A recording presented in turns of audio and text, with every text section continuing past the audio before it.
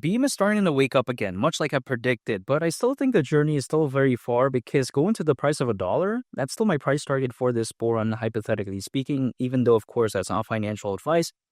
But the way to take a look at it is that Beam is too special of a project to fail. I've been saying that throughout this whole time. And not to mention, I've also been saying that when it comes to blockchain gaming, I think the future is still very bright because we know that Beam is one of these premier projects that are focused on that. And if we take a look at blockchain gaming, the narrative could be so huge.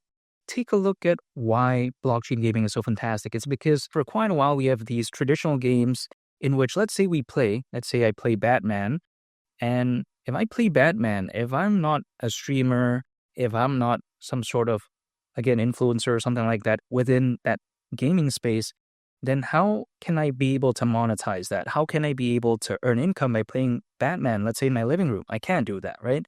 However, through blockchain gaming, that kind of notion is somewhat switched because through play to earn games, individuals at least have the hypothetical potential to not only earn income by playing games, but at least be able to justify why they're playing video games instead of playing Batman in a living room where they're paying like $70 or whatever. And then there's no really good way to monetize that. So sometimes people consider that gaming is a big waste of time.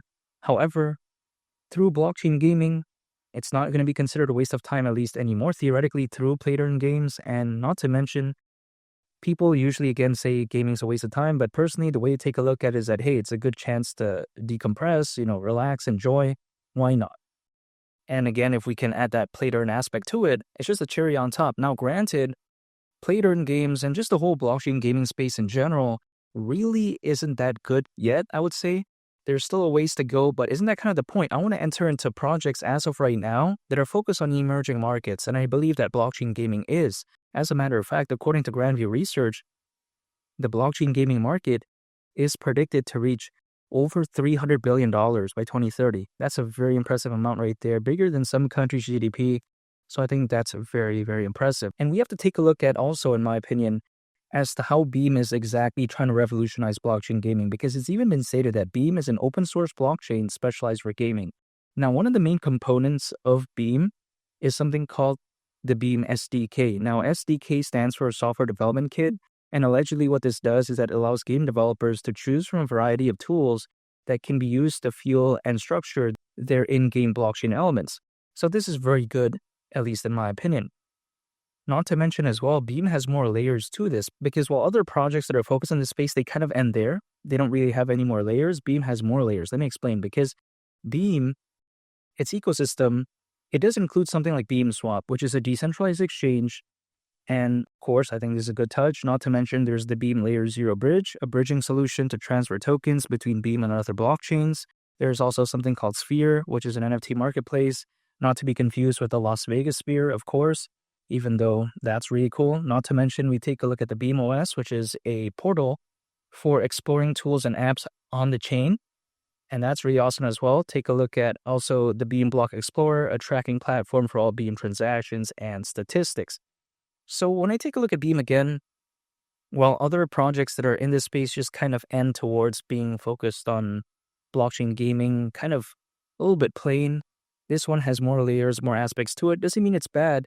It just means that there's more layers to it, and I think that's actually a good thing, if anything. Not to mention, we take a look at what created or launched Beam in the first place. It's something called the Merit Circle DAO. Now, why is this amazing? It's because if we take a look at a DAO, which stands for DAO, which actually is an acronym for Decentralized Autonomous Organization, this is something that's really wonderful. It's because if we take a look at a DAO, it is an entity that is designed to be fully autonomous without a central point of control. The rules of a DAO are established by a core team of community members and is executed through smart contracts. And to obtain voting power or membership in a DAO, users are typically required to own its governance token.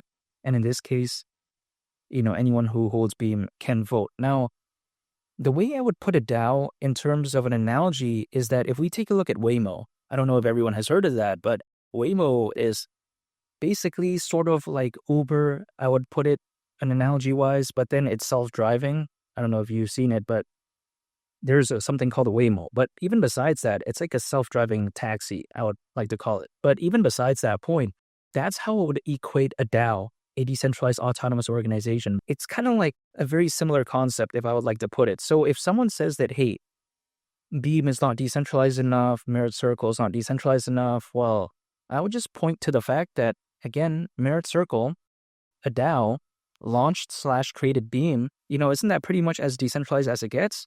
That's just the way to take a look at it. Now, with all that being said, though, people may think that Beam, there's no guarantee that it's going to do good.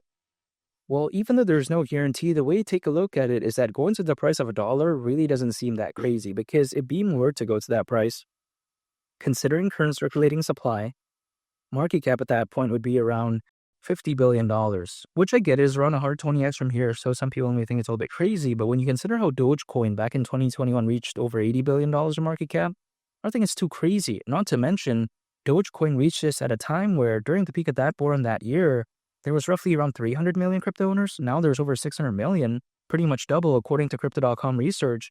This board could just be a lot more dynamic, could be a lot more fantastic, and I'm very excited for this board. With that many crypto owners, I highly doubt that the most recent peak that we saw when it comes to cryptocurrencies in general, I highly doubt that that was the peak. I think better days are ahead. And keep in mind, Beam still has around 70,000 holders. Very impressive.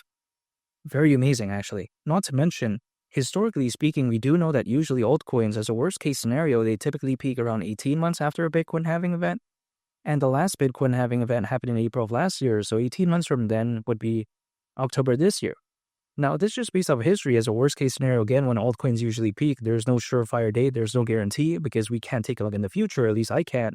But what I can do is take a look in the past, and I've seen this sort of become a pattern, and that's why I'm going to pay attention to it. I'm not going to give up.